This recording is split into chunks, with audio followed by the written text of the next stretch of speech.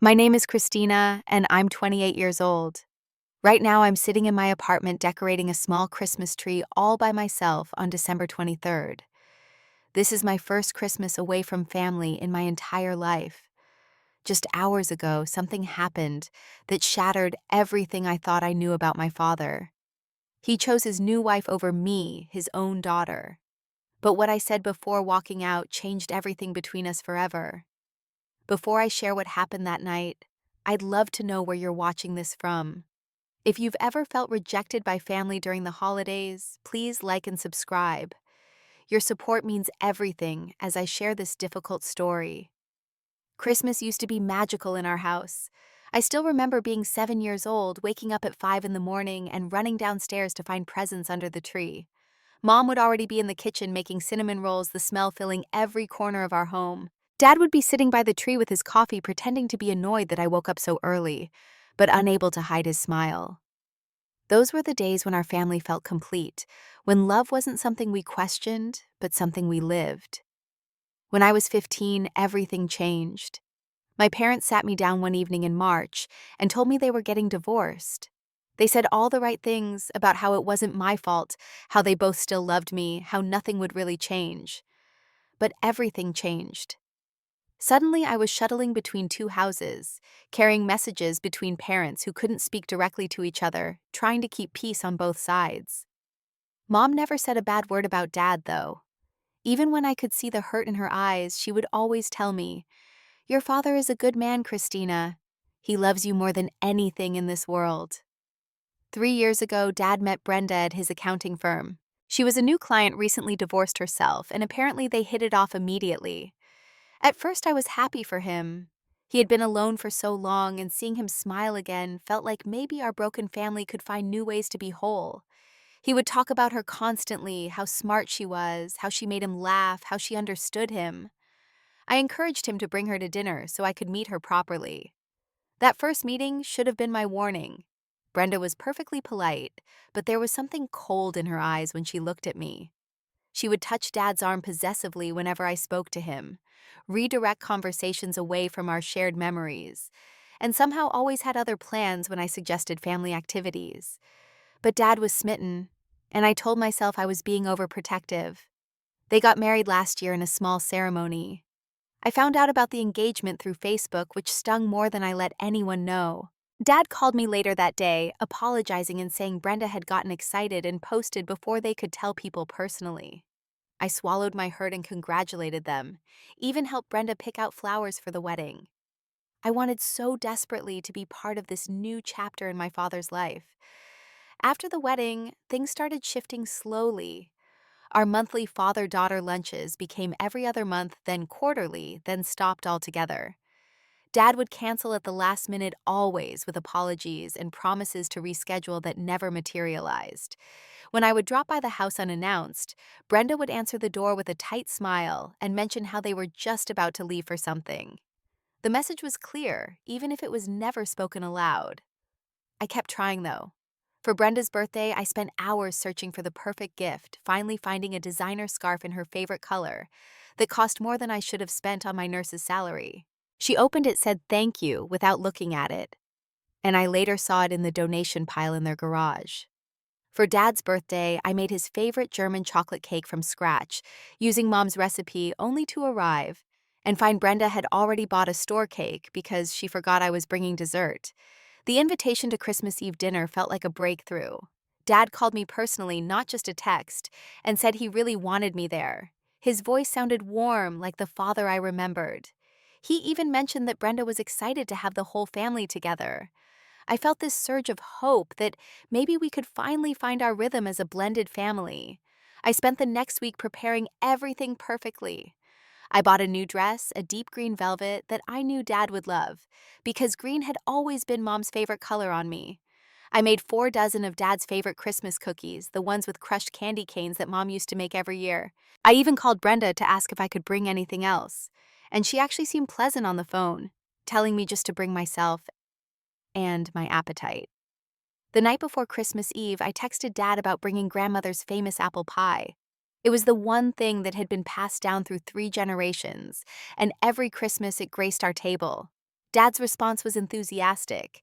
He said he had been craving that pie and couldn't wait. He even added a heart emoji, something he rarely did. I stayed up until 2 in the morning making sure the pie was absolutely perfect, the lattice work on top, just like grandmother had taught me. I arrived at Dad's house an hour early on Christmas Eve, wanting to help with any last-minute preparations. The moment I walked through the door, I felt like I had entered a stranger's home. Every family photo had been removed from the walls, replaced with pictures of Brenda's family vacations and her children from her previous marriage. The living room had been completely redecorated in cold, modern style, all whites and grays. Nothing like the warm browns and reds that used to welcome visitors. Even the smell was different, some artificial pine candle instead of real cooking. Brenda's family was already there in full force. Her sister Paula sat on the couch like she owned it, directing her two teenagers to move things around. Her brother-in-law Tom was in Dad's favorite chair, feet up on the ottoman, watching football on the television that used to play our traditional Christmas movies. Their younger kids were running through the house, touching everything with sticky fingers, and nobody seemed to care. Dad came out of the kitchen wearing a bright red Christmas sweater I had never seen before. It had a giant reindeer on it and looked nothing like anything he would ever choose himself. He seemed uncomfortable in it, pulling at the collar when he thought no one was looking. When he saw me, his face lit up for just a moment before Brenda appeared beside him, and his expression shifted to something more neutral. Brenda greeted me with an air kiss that didn't actually touch my cheek. She was wearing a pristine white dress that seemed impractical for hosting Christmas dinner, but she moved through the chaos of her family like she was at a photo shoot. She looked at the pie in my hands and said, "Oh, you brought dessert. I already made 3 different ones, but I suppose we can put yours out too." Then she turned to Paula, and they shared a look I couldn't quite read but didn't like. I offered to help in the kitchen, remembering how Mom and I used to work side by side preparing Christmas dinner. Brenda waved me off, saying everything was under control and I should just relax and visit with everyone. But there was nowhere to visit. Paula and Tom were absorbed in their own conversation. The teenagers were on their phones, and the younger kids were now jumping on the furniture while their parents ignored them. Wandering through the house, I found myself in the garage where boxes were stacked against the wall. My heart sank when I recognized them as our family Christmas decorations. I opened one box to find the ornaments from my childhood, carefully wrapped but abandoned. There was the little clay handprint I made in kindergarten, the photo ornament from my first Christmas, the angel I had picked out with Mom when I was 10. All of it boxed up like garbage. I pulled out grandmother's angel tree topper, the one that had graced our tree for 50 years. She was beautiful, made of real porcelain with hand-painted features and a dress of actual silk. I was standing there holding her when one of Brenda's nephews ran into the garage. He grabbed the angel from my hands before I could react, shouting about finding a toy. In his rough play, the angel's wings snapped off, porcelain shattering on the concrete floor. Brenda appeared in the doorway as I knelt to gather the pieces. The boy showed her the broken angel, and instead of scolding him, she laughed. She actually laughed and said, "Oh, well, it was old anyway. We need new traditions, not dusty relics." Then she ushered him back inside, leaving me alone with the broken pieces of my grandmother's treasure.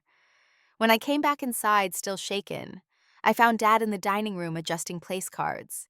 I started to tell him about the angel, but he cut me off, saying this wasn't the time and we could talk about decorations later. I noticed my place card was at the very end of the long table, as far from Dad's seat as possible. Brenda's family filled all the spots between us.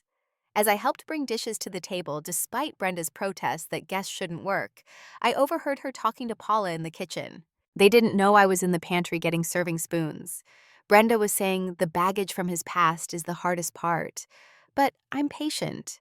Eventually, she'll stop coming around so much, and we can have our real family holidays without the awkwardness. Paula responded, "You're so good to put up with it. I wouldn't have the patience for someone else's kid hanging around all the time." My hands shook as I stood there hidden and hearing exactly what Brenda thought of me. Baggage, someone else's kid, and awkwardness to be endured. When I walked back into the dining room, Dad was carving the turkey, focused intently on his task. I knew he had to have heard them talking, the kitchen was right there, but he just kept carving like nothing had happened. That's when I realized he was choosing not to hear, choosing not to see, choosing not to protect me from any of this.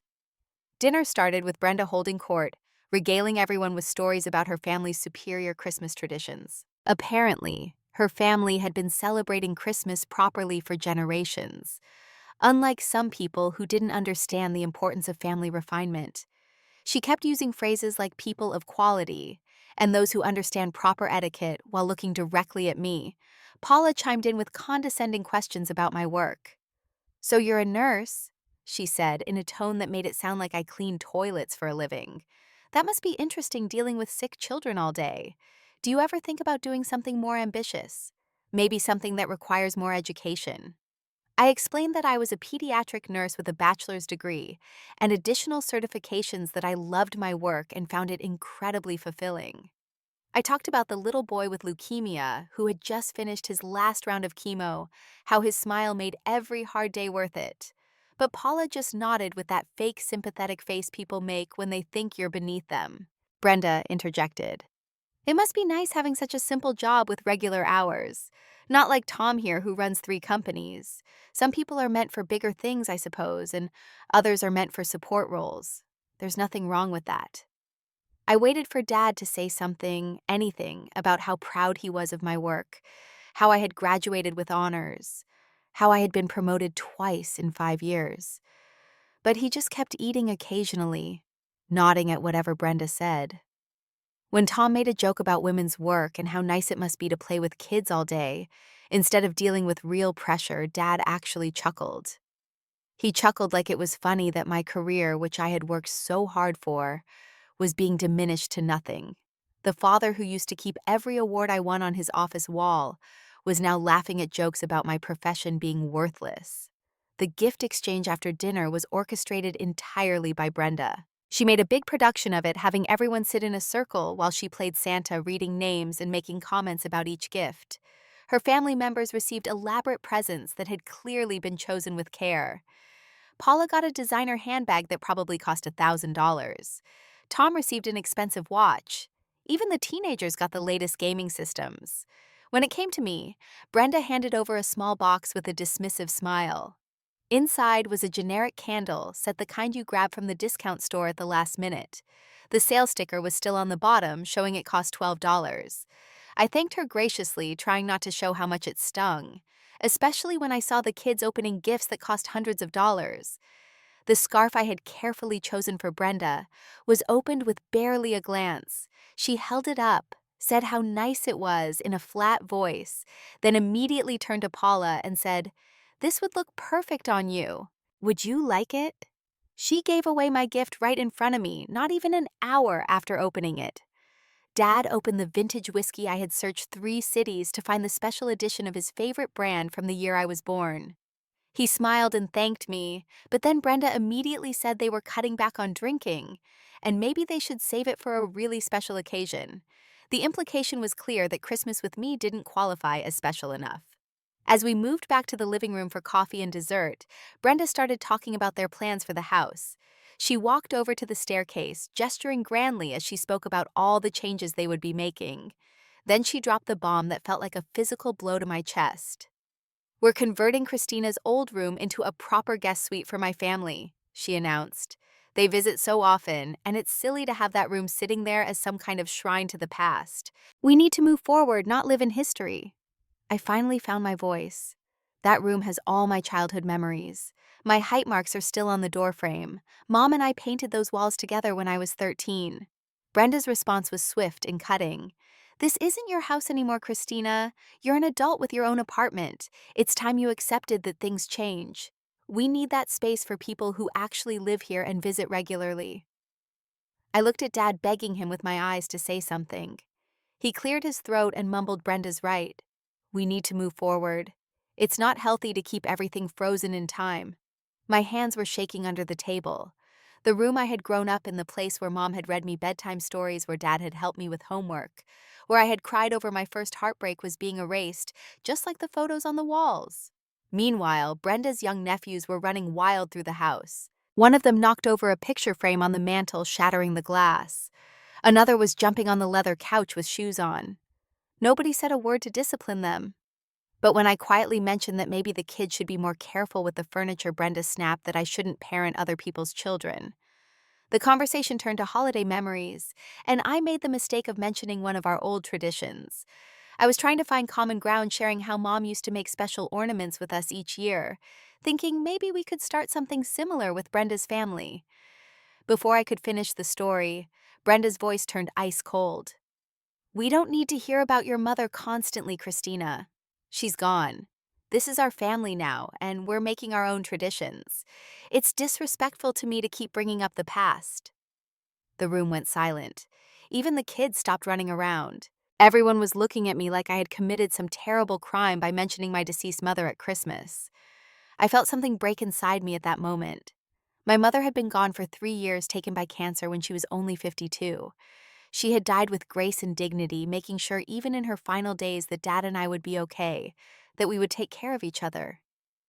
And here was this woman in the house my mother had made a home, telling me I couldn't even speak her name. I took a deep breath and spoke calmly but firmly. My mother was part of this family for 20 years. She decorated this house for Christmas, cooked in that kitchen, and raised me in these rooms. I have every right to remember her, especially at Christmas, which was her favorite time of year. Brenda stood up dramatically, her white dress swishing as she moved. Her face was red with anger, and she pointed at me like I was something dirty she had found on her shoe. "I won't have this disrespect in my home. You come here with your sad stories and your attempts to make everyone feel guilty. This is my house now, my family, my Christmas. If you can't respect that, you don't belong here." Paula was nodding along enthusiastically, and Tom had put down his phone to watch the drama unfold. The teenagers were recording everything on their phones, probably planning to post it on social media later.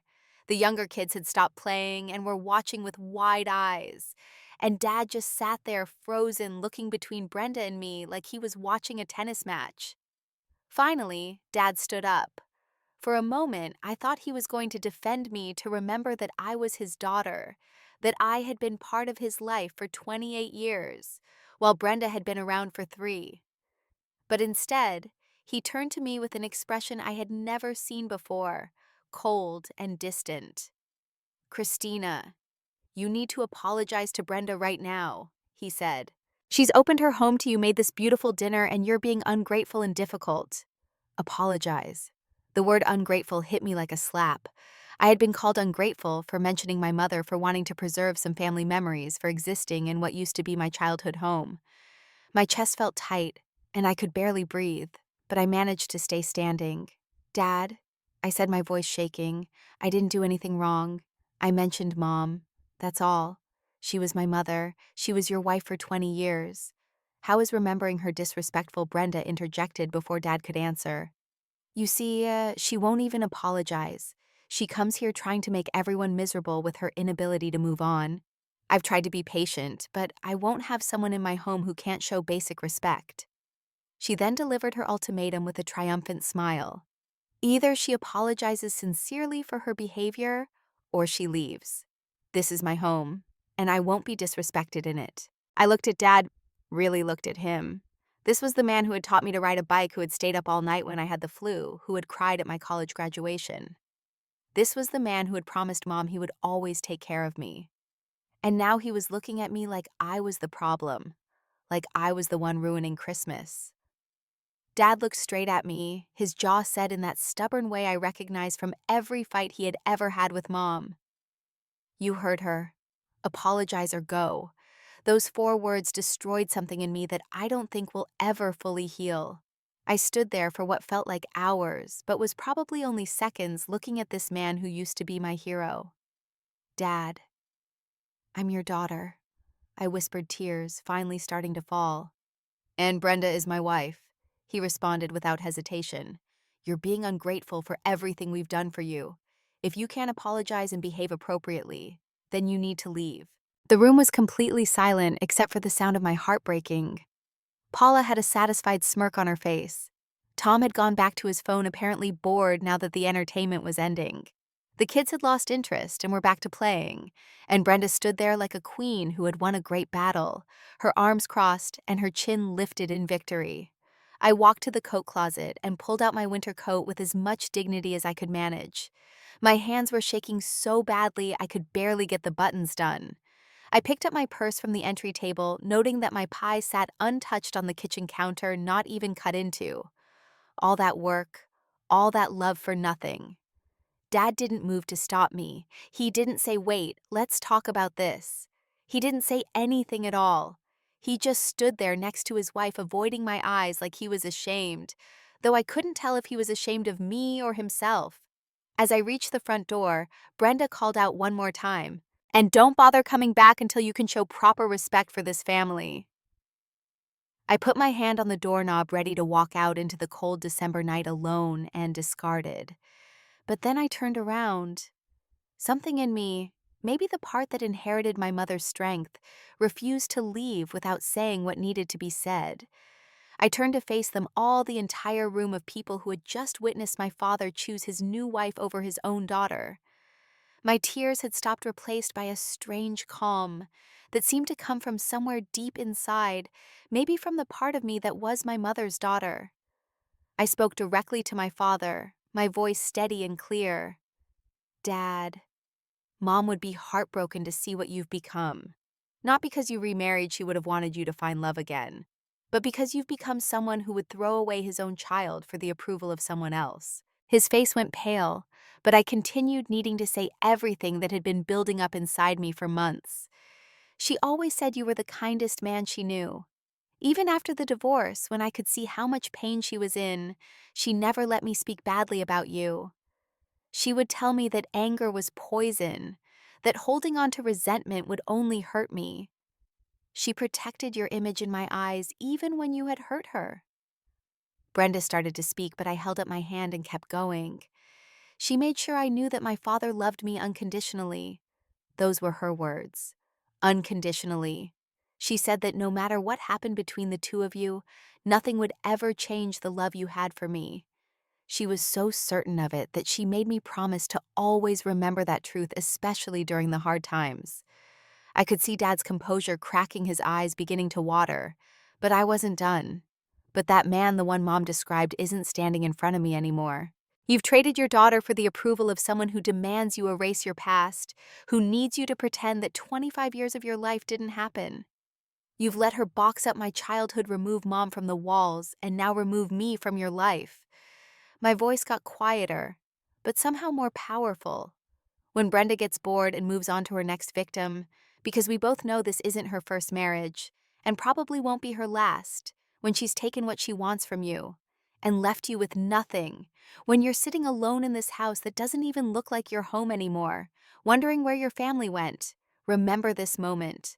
I looked around the room at all of them, these strangers who had invaded my family's space. "Remember this moment when you chose a 3-year relationship over 28 years with your daughter. Remember that you called me ungrateful for loving my mother. Remember that you stood there and let her erase our family, like we were just an inconvenient, rough draft of her perfect life." Turning back to Dad, I delivered my final words. "I hope her family fills the void, because I won't be back to try anymore.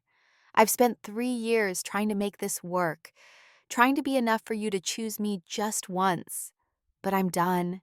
Mom raised me to know my worth, and I'm worth more than begging for scraps of attention from my own father." The silence in the room was deafening. Brenda's face had gone from triumphant to furious red. Her mouth opened and closed like she wanted to speak, but couldn't find words cruel enough. Paula looked uncomfortable for the first time all evening. Tom had actually put his phone away. Even the kids had stopped everything to stare. Dad reached out his hand half-heartedly, taking a step toward me. "Christina, wait," he said, but his voice was weak, uncertain. I shook my head. "No more waiting. I've been waiting for 3 years for you to remember that you're my father. I've been waiting for you to stand up for me just once. I've been waiting for you to see what everyone else can see, that she's isolating you from everyone who really loves you. But I'm done waiting." I opened the door and the cold air hit my face like a awakening. The snow had started falling while we were inside, covering everything in a clean white blanket that made the world look new and untouched. It felt appropriate somehow, like nature was offering me a fresh start. As I walked to my car, I heard the front door close behind me. Nobody came after me. Nobody called my name. Nobody cared enough to make sure I was okay to drive in my emotional state. I sat in my car for 10 minutes, letting myself cry for everything I had lost. Not just tonight, but over the past 3 years. The gradual erosion of my relationship with my father, the slow disappearance of our family traditions, the death of who I thought my father was. The drive home was surreal. The streets were mostly empty, everyone tucked safely inside their homes with their families.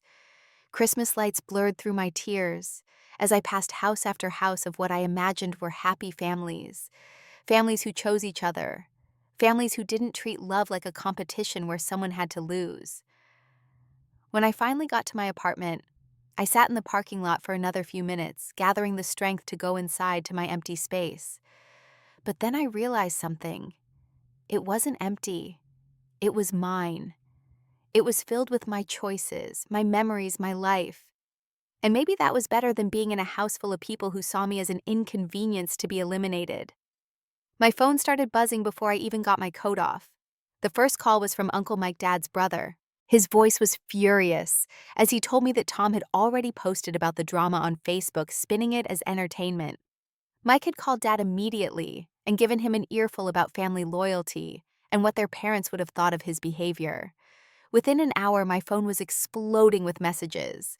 Aunt Sarah called absolutely livid about what had happened. She immediately invited me to spend Christmas Day with their family, refusing to take no for an answer. "Your mother was my best friend," she said through tears. "She would haunt me if I let you spend Christmas alone after this." My cousins started reaching out one by one. My cousin Jennifer shared her own story about Brenda that I had never heard. Apparently, at Dad's wedding, Brenda had told Jennifer that she was systematically going to update Dad's life, starting with his unfortunate connections. Jennifer hadn't told me at the time because she didn't want to ruin my hope for the relationship. My cousin Mark, who worked in law, had actually looked into Brenda's background after the wedding out of concern. He called to tell me what he had found. She had been married twice before, and both divorces followed similar patterns. She would isolate the men from their families, take control of their assets, and then leave when someone wealthier came along. Her first husband's sister had a blog post about losing her brother to Brenda's manipulation that read like a preview of my current situation. The most surprising call came from Mrs. Patterson, our old neighbor who had known our family for 30 years.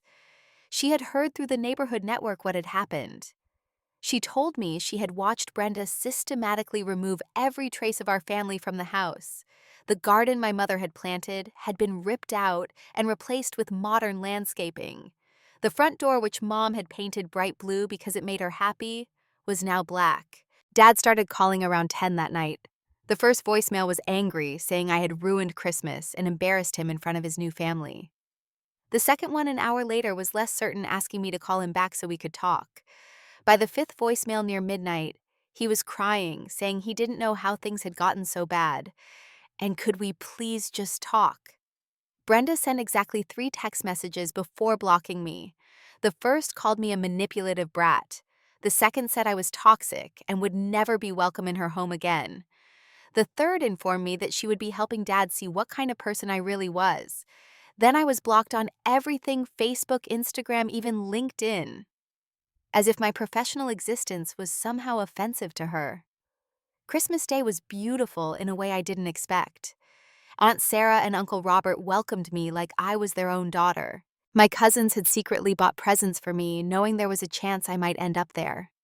We cooked Mom's recipes together, told stories about her that made us laugh and cry, and for a few hours, I felt held by family in a way I hadn't felt in years. The most powerful moment came when Grandmother called from Florida. At 91, she didn't mince words. She had already called Dad and told him exactly what she thought. "You dishonored my daughter's memory and failed your child," she had said to him. "Your mother and I raised you better than this. That woman has poisoned your mind, and you let her because you're weak and afraid of being alone." Dad showed up at my apartment on December 26th. He looked terrible, unshaven, and red-eyed. He stood at my door like a stranger, uncertain if he would be welcomed in. I let him stand there for a moment before stepping aside to let him in. He sat on my couch and told me that after I left, Brenda's family had turned on him too. They called him pathetic for not controlling his daughter better. Tom had laughed about how whipped he was. They had left early Christmas morning, and Brenda hadn't spoken to him since, except to say that he needed to fix the situation with me or she would reconsider their marriage.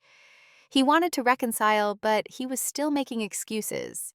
He said Brenda was just trying to make a new family. He said I needed to understand how hard it was for her. He said maybe if I tried harder to bond with her, things could be better. Even after everything, he was still choosing her narrative over reality.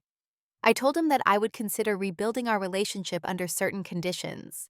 He had to go to therapy, both individual and eventually family therapy with me. He had to acknowledge what he had done and stop making excuses. He had to understand that Brenda was abusive and that he was enabling her. And he had to accept that even if he met all these conditions, our relationship would never be the same. He left my apartment that day looking defeated. He said he would think about what I had said, but I could see in his eyes that he wasn't ready to face the truth about his situation. He was still too deep in Brenda's web to see how trapped he had become. Over the next few months, Dad made half-hearted attempts to reconnect. He would send texts asking how I was, but anytime I brought up the Christmas incident or suggested therapy, he would disappear for weeks. He was still living in denial, still choosing the comfortable lie over the uncomfortable truth. 8 months later, I got a call from Dad at 2 in the morning. He was sobbing so hard I could barely understand him. Brenda had left him. She had met someone new at a charity function, a widower, with significantly more money and no children to complicate things. She had served him with divorce papers and a demand for alimony that would destroy his financial stability. She had already moved out, taking everything she had brought into the marriage, and several things she hadn't. He kept saying he should have listened to me, that I had tried to warn him that he had lost everything for nothing. He begged me to come over to help him figure out what to do. And despite everything, I went. Because that's what family does, even when that family has failed you spectacularly. I found him in that cold, modern house that looked nothing like the home I grew up in. He looked broken, sitting among Brenda's leftover furniture and the blank walls where family photos used to hang. The Christmas decorations were still in the garage boxes I had seen that horrible night, now covered in even more dust.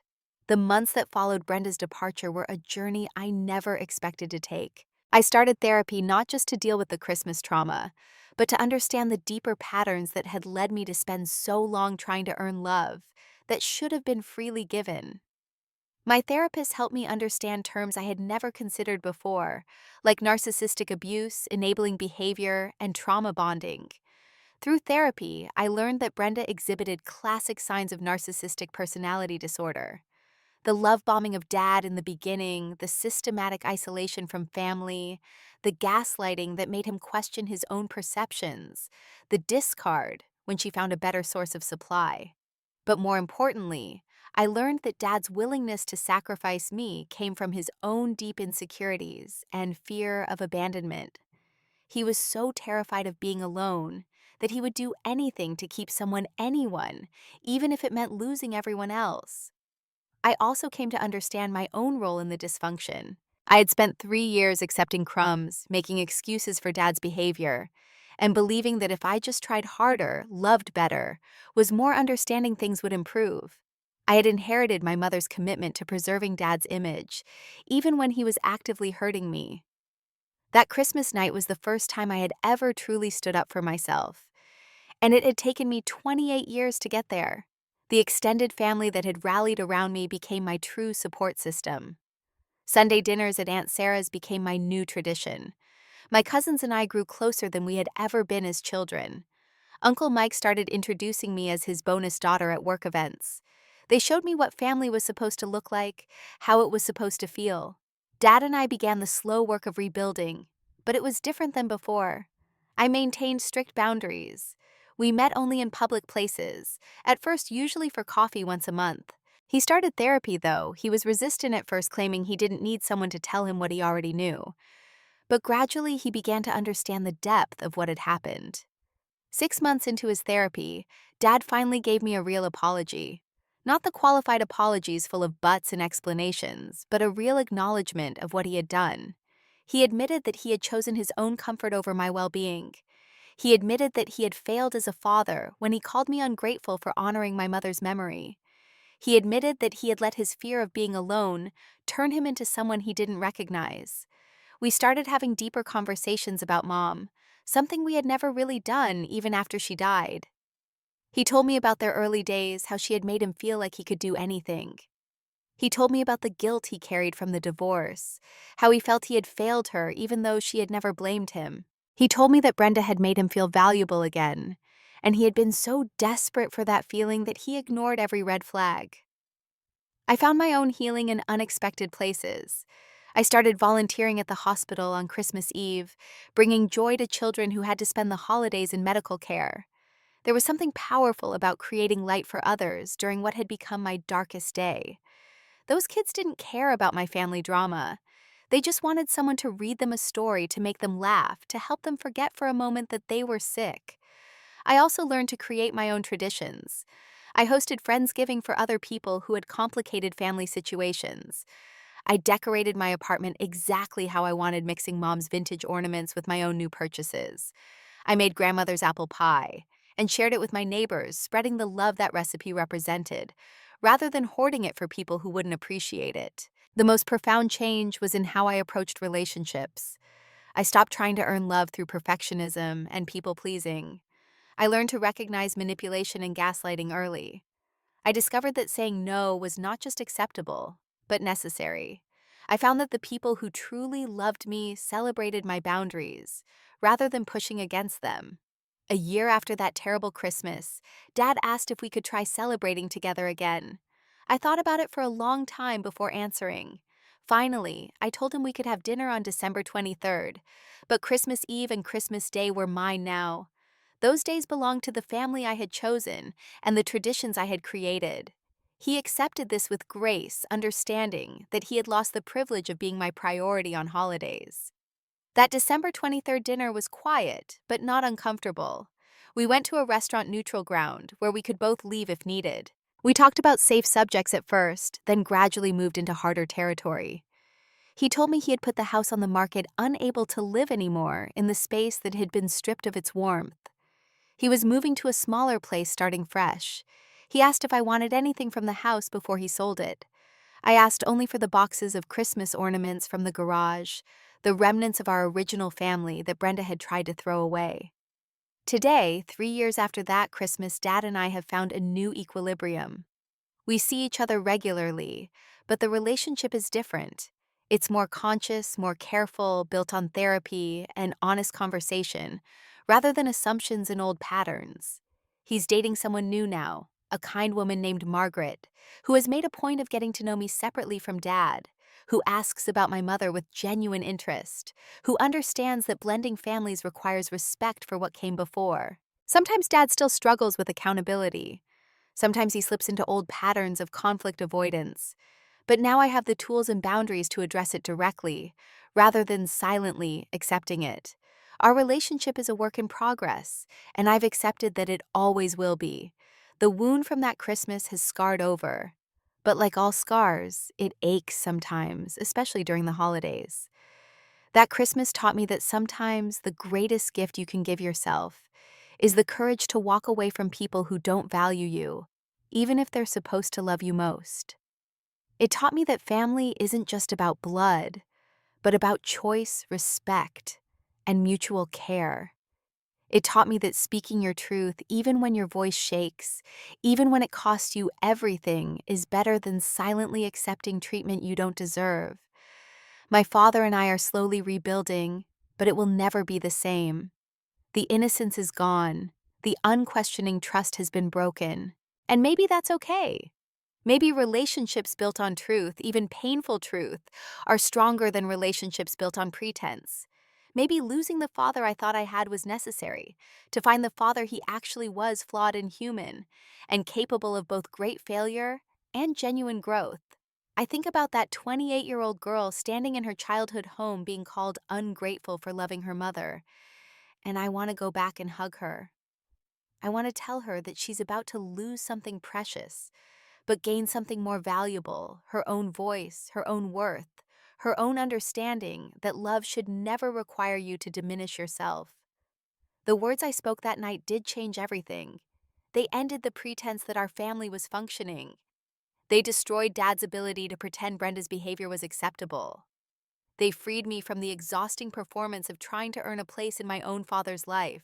Most importantly, they marked the moment I stopped accepting less than I deserved, even from people who were supposed to love me most.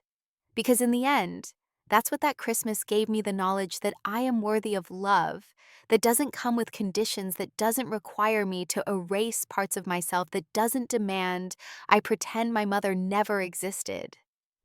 And that knowledge, painful as it was to acquire, has shaped every relationship and decision I've made since.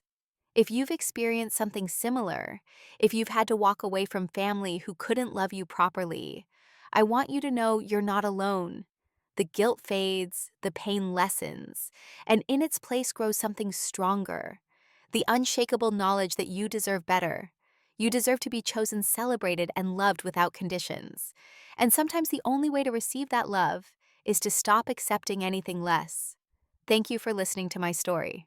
If it resonated with you, if you've had to make similar choices about family, I'd love to hear about it in the comments. How did you find the strength to walk away? How did you rebuild? What would you tell someone facing the same situation?